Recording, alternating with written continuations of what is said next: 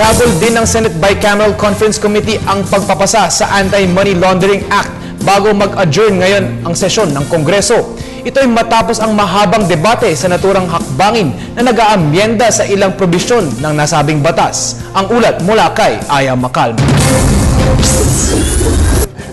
Aprobado na sa Bicameral Conference meeting ang pag-amyenda ng Anti-Money Laundering Act o AMLA. Ang probisyon ng kasino ang ginisa ng mga mambabatas. Nais kasi na ma-retain ito, ngunit ayaw magpatinag ng mga congressman. Ayon kay Congressman Sergio Apostol, malaki ang pakinabang ng mga kasino sa ating ekonomiya, kaya't hindi kasama sa probisyon ng Congress ang kasino.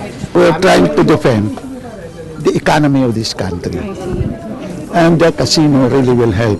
Pero kalaunan, bumigay ang mga senador na pinangunahan ni Senator TG Ginggona. We agree to the position of the House panel and just hope that the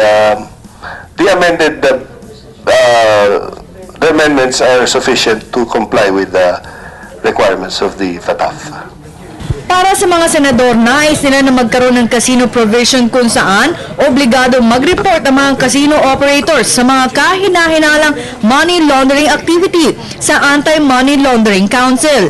Ayon kay Ginggona, kailangan na nilang tapusin ang naturang panukala bago matapos ang sesyon at nang sa gayon, hindi ma-blacklist ang ating bansa sa International Financial Action Task Force o FATF kung hindi ito may sa batas. Tinanggal na lang yung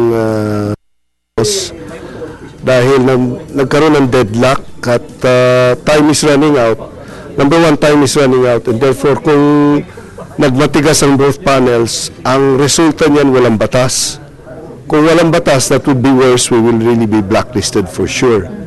So tinanggal na lang yung casinos para lang maipasa na lang yung batas. And I hope that would be sufficient sa FATF. Ngunit may hinala si Senate President Juan Ponce Enrile kung bakit ayaw pumayag ng Kamara ukol sa probisyon. Isa sa pinakamagaling ginagamit sa money laundering yung casino. Magsusugal. Kunyari magsusugal, pero yung pala, winawas out lang yung pera. Samantala, mapupunta ng responsibilidad sa Land Registration Authority ang pagmomonitor sa real estate transactions. Isa sa mga sinertipikahan ni Pangulong Aquino na madaling na maisabatas ang Anti-Money Laundering Act. Para sa Telebisyon ng Bayan, Aya Macalma.